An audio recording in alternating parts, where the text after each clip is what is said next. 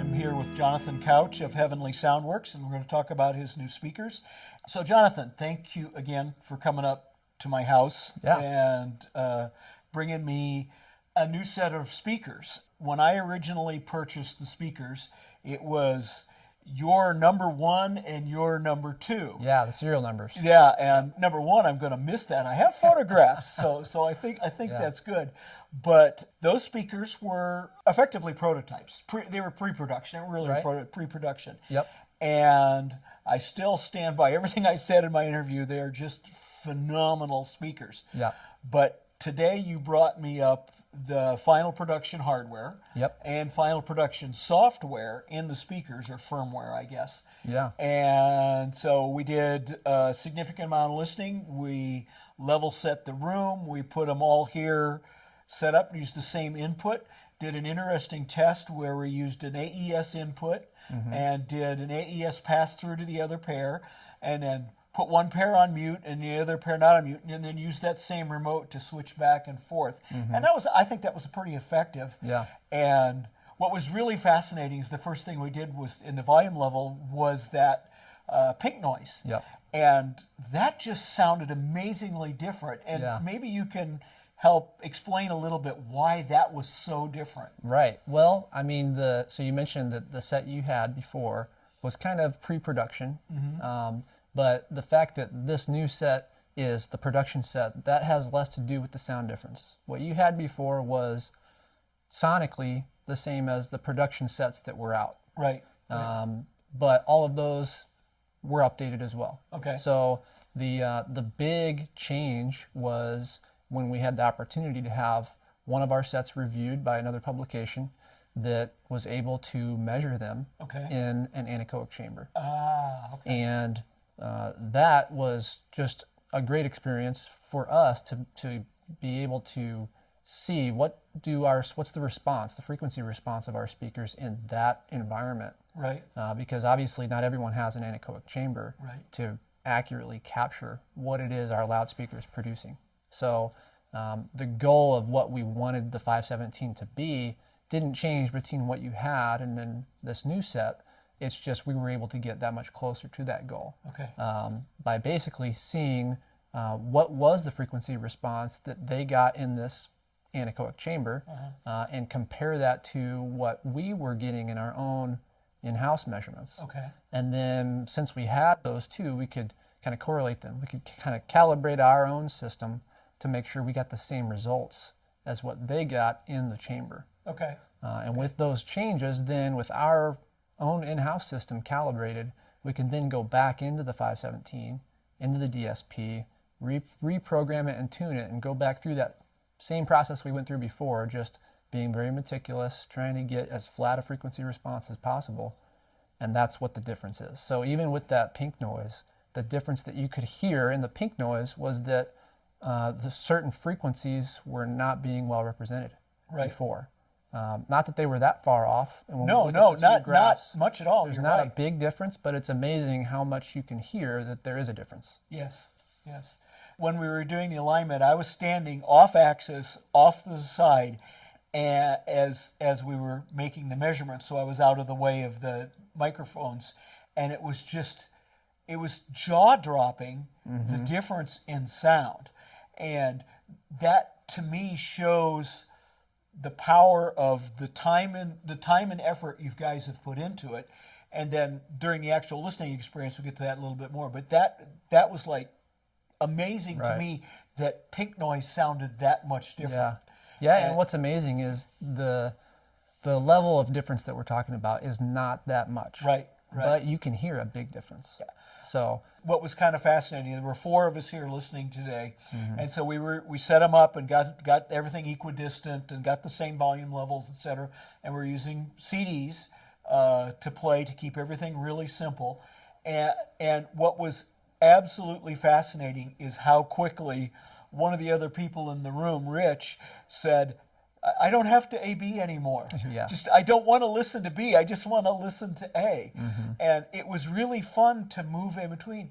And it wasn't that the change is so dramatic, but it's it calms it down. It makes it more relaxed. It brought up the mid-range sound, the voices, the piano sounded more realistic. Just overall, everything just sounded significantly better. And it was pretty easy to go, okay, let's listen to the real thing now. Yeah, right. And so it shows you the power of software to a certain extent and the power of the effort that goes into it. Yeah. So to me, that was absolutely wonderful to do. And I think Rich made an interesting comment that the old set, the old programming in the DSP sounded like a box, was what he said. Right. It sounded like I'm listening to a set of speakers, when compared to the other, where it sounds like we're listening to a more natural presentation of it. One of the tests that I do, and the old set pretty much passes it, is I turn the stereo on here in the living room, and I'm sitting in the kitchen with my laptop at the table or whatever, listening, and it sounds like there's real people in here playing.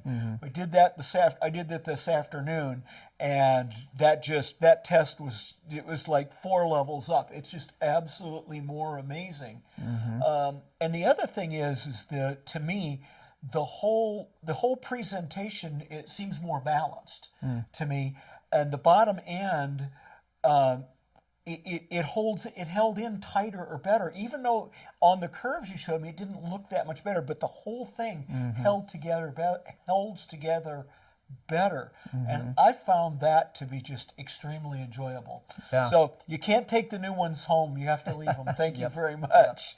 Yep. What else did you do between the pre-production? I suppose it doesn't matter that much. It's just some little mechanical things too. Yeah. Well, so the biggest thing was DSP. Just DSP. Getting that all tightened up, and then beyond that, we updated one of the drivers. The mid-range driver, we've updated to a slightly different model of that transducer. That's got more power handling. Inside of the cabinet, there is a separate enclosure for that mid-range and tweeter. Correct. Inside that enclosure, we've changed the way we damp that that whole area. So all of those account for the differences you're hearing in that mid-range, but mostly I would say it's the DSP It's changes. the DSP. And then beyond that, we actually made one other improvement that is less about some of those, the realism, but more just a quality improvement, was in how we seal all the woofers and passive radiators. One of the things that we found, because this is it's a mass-loaded base reflex design, so it relies on that enclosure being airtight. We can't have any air leaks. And we found, these are pretty high excursion woofers that push a lot of air. So all that air it's pushing out into the environment, there's just as much air turbulence in the inside of that cabinet. And we found that we would have a tendency to have some air leaks through the screws, where the screws are mounted into the cabinet. And so it was just something we found, that we were able to put in a better gasket in there. And now, as part of our QC, we'll run a certain hertz test tone, and we'll ensure that we don't have any little air gaps. So that is less for the sonic improvement, but just one of those things that we've improved over the process. Well, it's a production improvement, and just makes the whole system function more in more synergy, probably.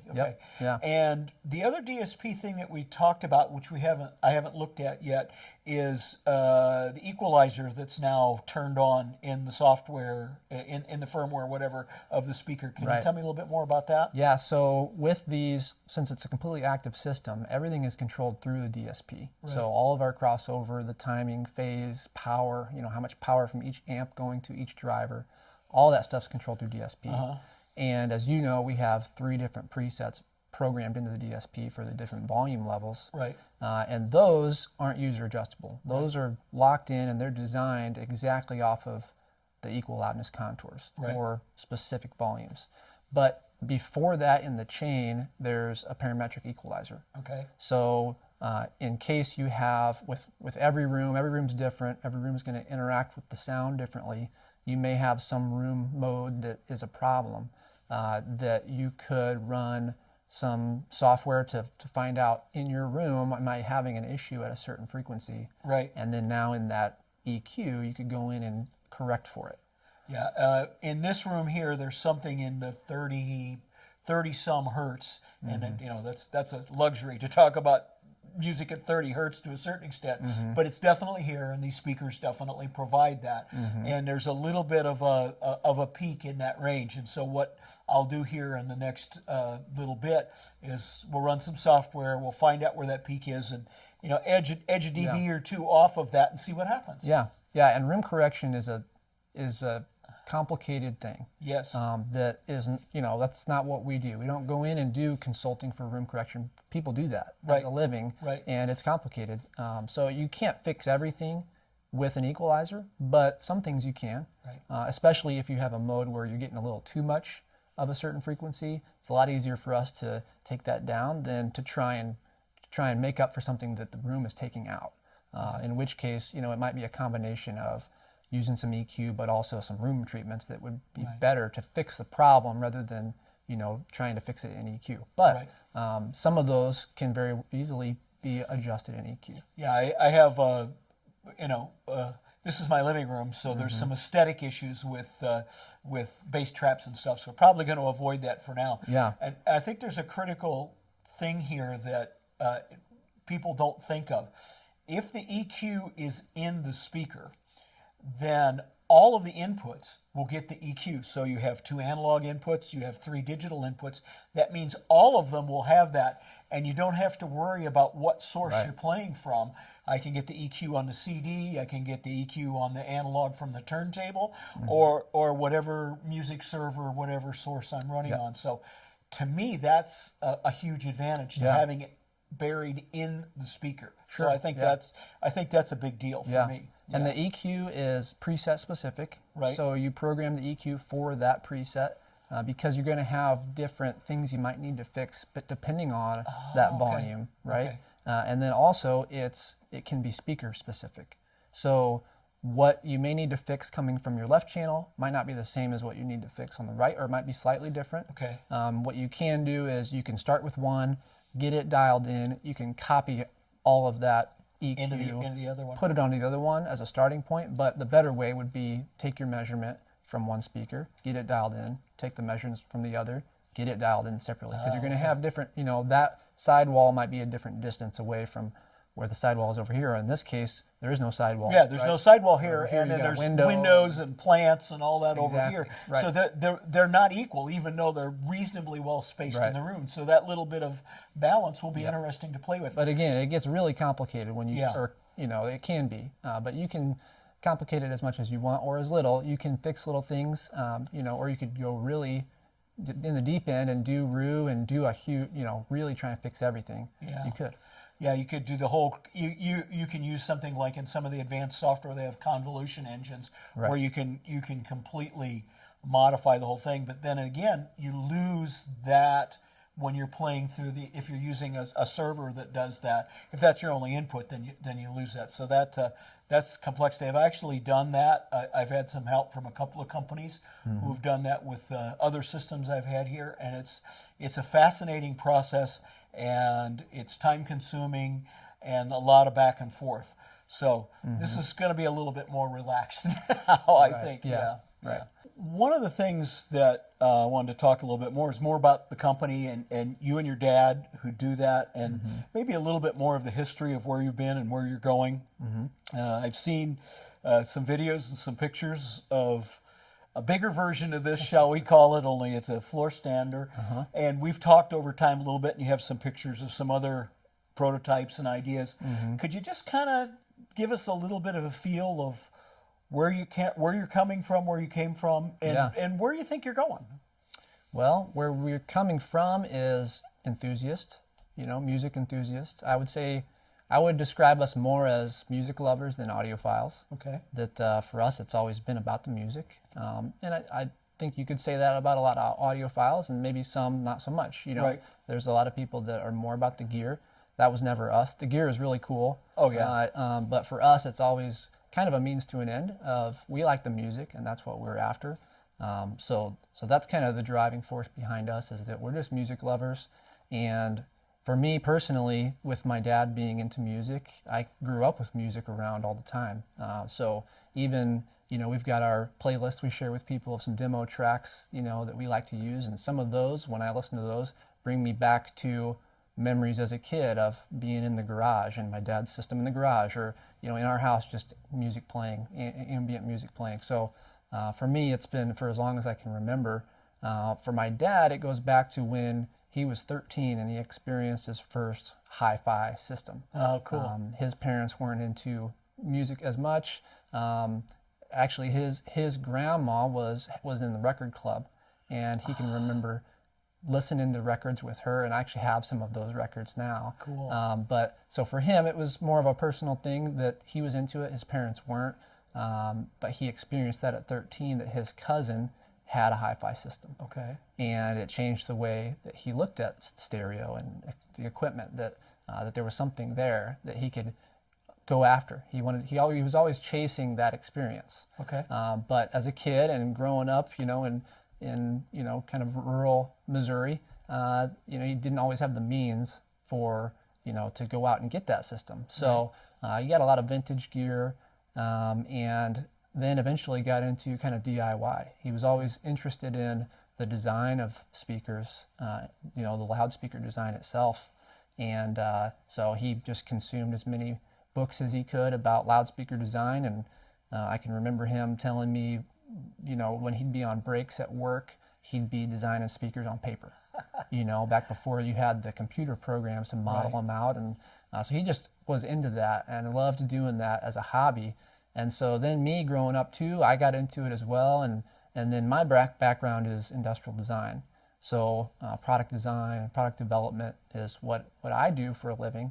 And then he is more of the science. He likes to say that he's the mad scientist, that he's perfectly happy with me going out and do the interviews. He wants to be in the lab building new speakers, So we've got a good combination of skill sets that make for, hey, we could probably make something that people might like. And basically around 3 years ago, he was in town visiting. Now he lives 2,000 miles away from where I do.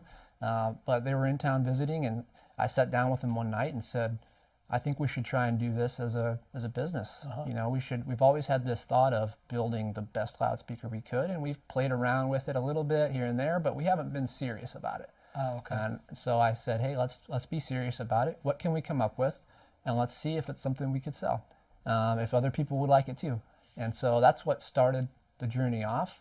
But at that time, I would have never been able to guess it would have been an active speaker, or that we would have come out with a bookshelf stand mount as our first speaker either. It's just how things go, But at that time, we set the goal of we're going to make the best loudspeaker we can.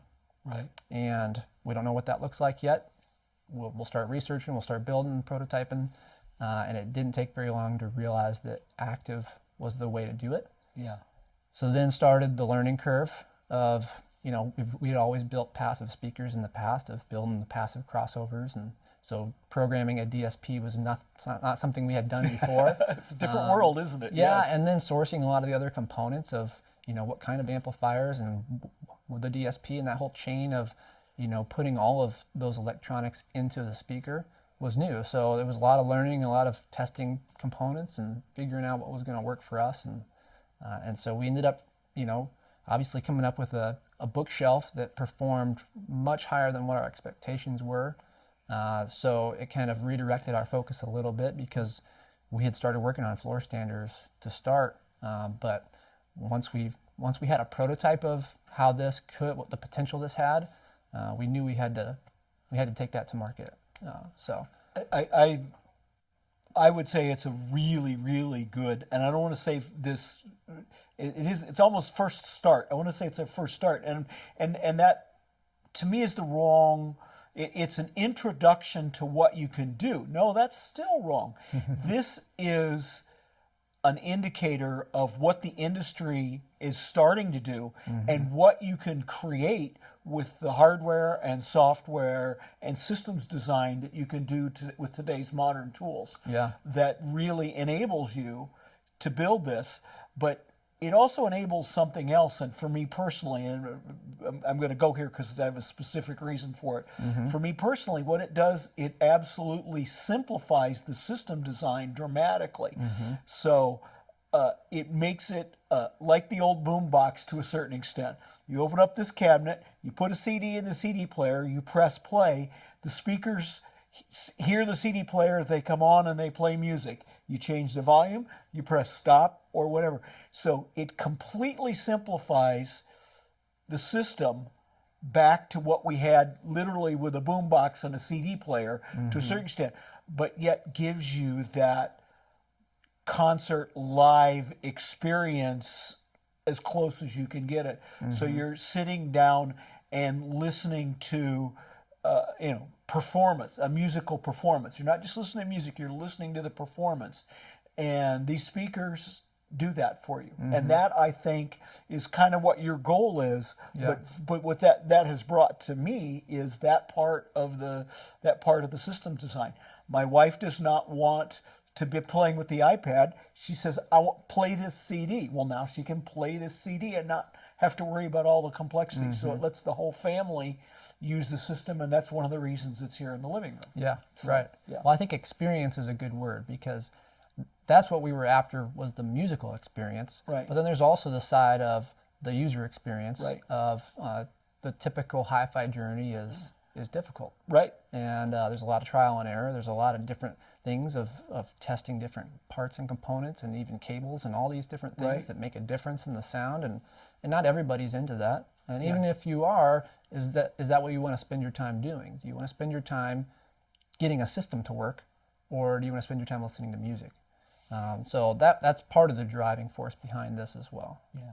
The systems design complexity of separates is fun for a lot of people. Yeah. They really, really enjoy that. And going and listening to all of it, it's interesting. But if you just want to listen to music, this new/old methodology, because it's been around for a long time in studios, etc., but not as much in the home, this is bringing the level of sound available to more and more people. Yeah. And that's marvelous. Yeah, I'm that's real a great pleased with point, that. because the system building is fun, but it's also hard. It's hard work. If your goal is to produce the music, reproduce the music as best you can, Yeah. it's a tall task. Yeah.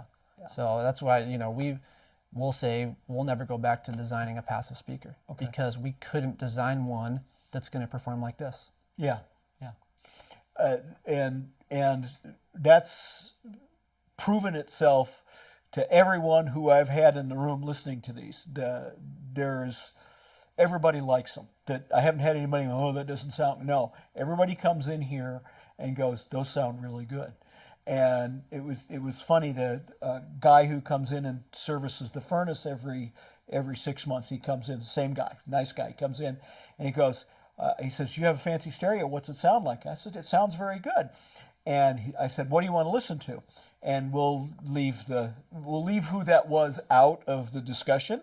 And he goes, that doesn't sound that good to me. I says, yeah, I know. Would you like to hear something better?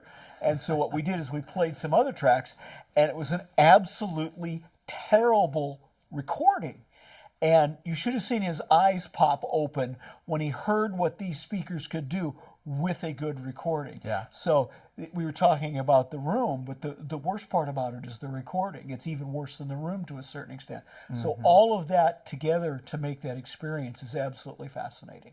So that's I think part of all of our journeys is who love audio is to come back and listen to this and thoroughly enjoy it. Yeah, I think one way I like to think about it, I like to kind of visualize things. So thinking about a system design, and if my goal is to make this room sound as close to the real music experience as what was recorded, then there's a lot of factors that I have to kind of dial up or down to try and get to sound right. And the way I would think about it is that I would look at all those different parts of the chain. So you think about the audio signal is captured on something. It's captured on a record, on the vinyl, or it's a digital file on your server. Whatever it is, you got to get that signal through its chain of all the different components through the air to our ears. Right. So from the signal where it's stored to our ears, that's the challenge we have to figure out. And the biggest parts of that is the room Right. and the speakers.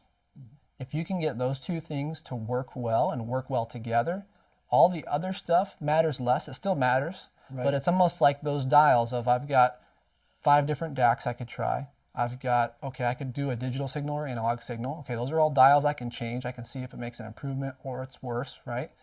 And I've got the room, which is a big dial, it's weighted, makes a big difference. And I got the speakers, that's a big dial. Right. You get those dials just right, which is hard, Yeah. typically, then all that other stuff gets a lot easier and you have to mess with it less. And one of the benefits of doing active is that we controlled a lot of those dials for you. Right. Right? That a lot of times you've got passive speakers, you've got your amplifiers, you've got your preamp, you've got, and you know this, better than I do, of all the different things that you can play with. And some of that is fun, but it's hard.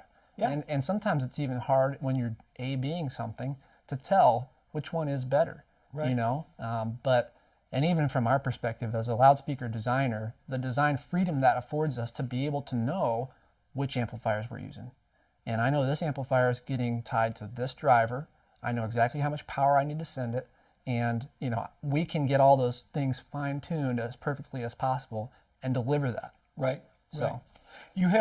You have a set of control that a home audio listener has no ability to control. Those pieces are completely out of their control. You can try and match them up, but you can't be as successful as a home user as you can be in a system design that you've integrated everything together.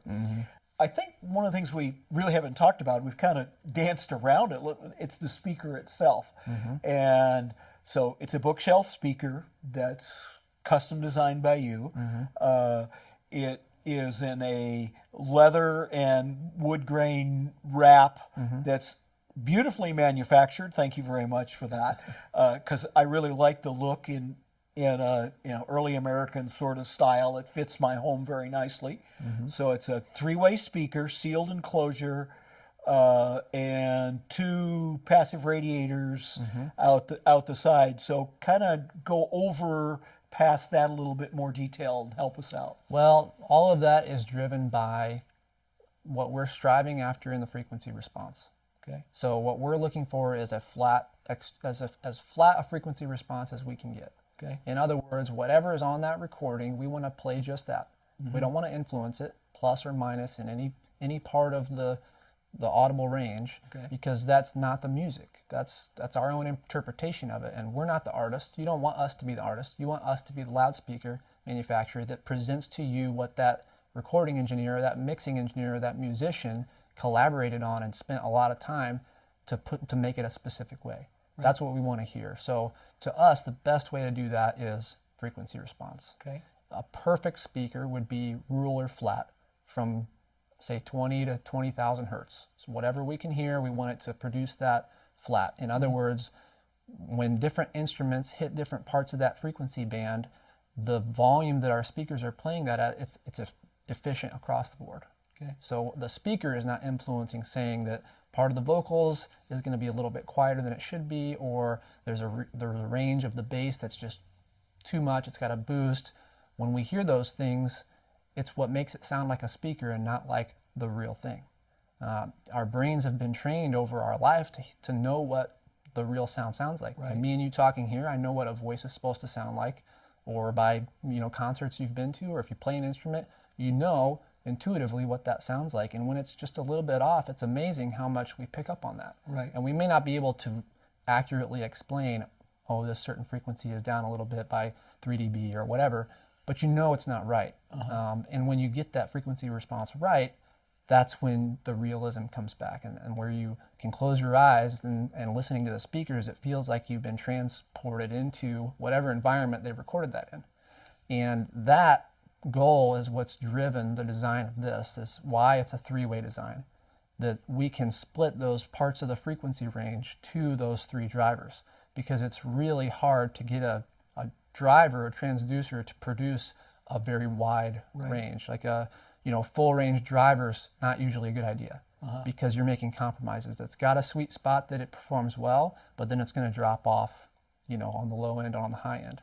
And even a two-way design, we probably will never design a two-way because of that same thing. It's very difficult to get two drivers to accurately produce the whole frequency range. So with a three-way, you can dedicate those drivers to their sweet spots. So the other thing is, you mentioned passive radiators, and that's how we tune the enclosure. That's how we get so much bass extension out of such a small enclosure as well. So the technical term for what the loudspeaker design that we use for this would be a mass-loaded bass reflex design. Okay. So essentially, we have a sealed enclosure that acts like a ported enclosure. So a lot of speakers use a port to get that bass extension. Right. In order for us to get the bass extension we're getting with this, the port would be so long it wouldn't fit in this enclosure. It would have to be so much bigger. But then also there's downsides to ports as well, that especially when you crank the volume up, that port will vibrate and produce noise. Right. It's making sounds that wasn't part of the recording. So a sealed enclosure is better for definition, for keeping things pure. And those passive radiators, tunes it like a port would. But you don't get the noise or the chuffing you'd get from a port. Yeah, the ports sometimes have that Puff the Magic Dragon, sound. Yeah, and actually the evolution of this speaker, this model in particular, the 517, was we started working on a bookshelf speaker that was inspired by an old set of vintage speakers that my dad had as his garage speakers. They were a pair of Dynaco speakers. They were two ways, but they had a 10-inch woofer, and they were vented in the back. They didn't have a port, but they had a big vent. Okay. And they sounded great, but we were trying to come up with a modern version of it. And what we found is there's a reason why they don't design speakers like that anymore, because those old speakers sounded great until you tried to send them too much power. We tried to turn the volume up, they couldn't handle it. And it was because of that vent that you could hear air through that vent. And we tried a bunch of prototypes, there was no way we could get around that. Okay. But we knew there was something there with having a small enclosure that could still produce this kind of sound. And I know as well, just going to audio shows with my dad over the years, that it seemed like we always would find a trend of speakers that had passive radiators we tended to like because of their clean sound and bass response. So we played around with a lot of designs for that, and that's a difficult challenge as well, because it adds a whole nother layer to modeling them, on the computer before you go and prototype them. So there's a lot of back and forth of getting it right, but I think we've landed on a pretty good combination. Probably made a little bit of sawdust while you're doing that. A lot of sawdust, yeah. At some point, I feel like I've got a museum of all the iterations of these. Yeah, I can imagine it adds up pretty quickly. Yeah. In storage space if you keep them all.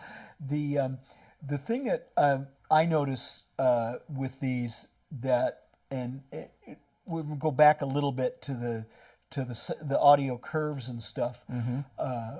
With the first version, when I was listening to it, you have the three curves for different volume levels, and I noticed today that you've made quite an improvement there. I didn't listen to the mid one as much, but we listened to it, really nice and soft and quiet, and that brought that up, so the low frequencies so much better to my ear. So that improvement shows you again that the DSP can really help with that if done right. Yeah. So I can't wait to spend a little bit more time listening to at different volume levels and different kinds of music. That's really that's really a matter of being meticulous about it. Right. The presets we had before were just a basic version of that, and now each of those presets is modeled exactly off of the equal loudness contour. Okay. So for those volume levels, it's pretty well researched how our sensitivity of our hearing changes at specific frequencies, and the presets match that as close as we can get it. Yeah. One of the things that's been interesting to me, and I've been trying to do something that audiophiles do, is which input's better, which input's better. And I have been unable, in however many months I've had the speakers here, of picking an input that's better. Oh, this one's the XXX input is better. Now, I haven't been able to find one of those. So your pick of the electronics manufacturer, the Hypex folks, they did a lot of good work on this, and I'm sure there's some other stuff behind it. But that's something that I think is absolutely fascinating, is how well matched sonically those inputs are, and yet I can tell the difference. So if I have two main DACs I listen to, actually, well, three, I can tell which DAC I'm listening to. I can recognize that DAC on the analog inputs. And the thing that was a bigger surprise to me, because I kind of come from the analog era a little bit, is taking a SPDIF cable from my server streamer, or the AES cable from the disk transport, and I go, wait a minute, digital's that good? And it was just like, it's a little bit freaky, because it's like, oh, you have to have, higher bit rates or all that kind of stuff. And no, it's that good. So it's really amazing to me how fascinating that sounds. Yeah. So I think that's important. Yeah. I think that the answer to your question of which input sounds best is it depends. Yeah. And it kind of goes back to the idea of the different dials that you can change, right? So if you go straight digital, then you have less dials to play with. Right. And you're letting the speaker handle a lot of it. And we've got that dialed in pretty good. Right. Then if you go with analog, then you're opening it up to more things you can swap in and out. If you're using a turntable, then what phono stage are you using? Right. All these things. So it's kind of, on one hand, it still lets you play around with your system, right? If you're into doing that. But I think with analog, there's more opportunity for, I can make it better, I can make it worse. With digital, obviously, it depends on the file source, and there's probably on both sides, there's plenty of up and down. Right. But yeah, they're both. Yeah, with the analog source coming from the DAC, you can hear the characteristic of the DAC, and then the DAC. A lot of DACs have different filters and stuff like that, so you can hear those differences. So it lets you, as an audiophile, play if you want to, because there's always this. Well, I don't get to play anymore. I don't get to preamps, that kind of stuff. Yeah, but there's that whole rest of the chain to play with. Right. And what about your room and all that? So it doesn't take that away, is what I'm trying to say. Yeah. It doesn't take that away. But yet, if you don't want to play that game, you're back to this simpler design. Yeah, and I think sometimes there might be a transition period too. If you're going from a separate system, where you're used to all of these things make such a big impact on the sound, and you're going to a system that's so revealing, that's basically presenting to you the music, you have to kind of retrain of what that's supposed to sound like. If you've gotten used to maybe a warmer sound, or where a lot of the mid-range has kind of been blended together a little bit, and it's pleasing that way, but it's not the way it sounded when they recorded it. Yeah. So there's some differences there. Yeah. I talked with a gentleman the other day who has a system that's all separates and all that, and one of the things that he was having trouble with is adapting to the new speakers. And I think the reason he's having trouble with it is because he is so used to what the current system sounds like. Okay, and this A/B back and forth. It sounds like this, it sounds like this. I said, well, maybe it doesn't, maybe it doesn't. Your brain is adapted to it, whether you're listening with earbuds or you're listening with speakers or fancy headphones. Your brain's adapted to that. And you have to relax and give yourself time to listen. And we've only been here 3 hours listening, and most of us are in the room are fairly experienced in listening to this stuff, but yet there's so many subtleties. It's going to take me a couple of months to get used to what is effectively a minor change that presents a major improvement in presentation. And that, I think that kind of summarizes a little bit of what I feel from listening to these. And what Rich, my friend Rich, who was here, said, that I don't need to A/B anymore. I want to listen to A. Right. So, and some of that is just experience of, if you get to a certain level of listening where you're really being critical about the system, Yeah. you know, because all of us could enjoy music on poor systems, Right. but that's not what this is about. This is about really taking it to the level where you feel like it's the real thing, and Right. that's something that kind of comes with time of training yourself on how to listen, what to listen for, and I think one of the things that can help with that is if you focus on just part of the music. Right. Because just listening to the whole package, it's really tough, especially if you're A-Bing between different sources or between cables or something where you can hear a difference, but it's really small, even on the same system. If we Right, swap something right. out on the front end, you know.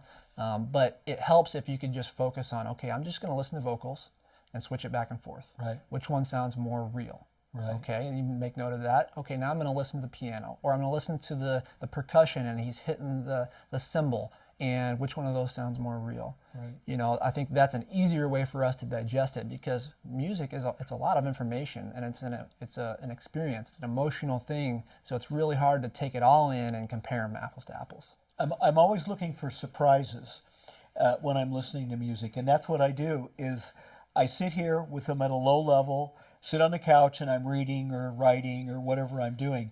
And whenever I hear surprises, I know that the system's doing what I want it to do. Mm-hmm. And that's something we love to hear too. That we'll hear that of, you know, this is one of my favorite tracks, and I'm very familiar with it, and I heard something I hadn't heard before. I want to go back really badly here later on to a couple of tracks I kind of skimmed through that I go,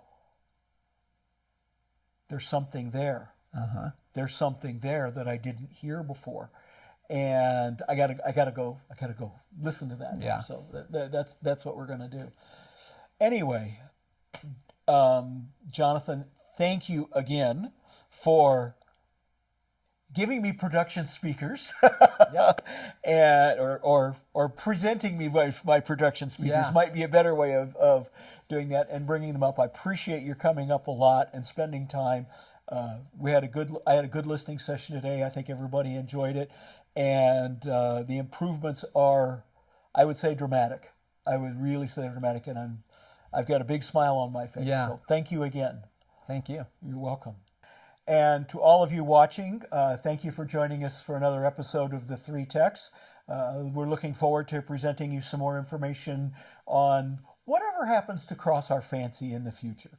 Thanks again, and goodbye.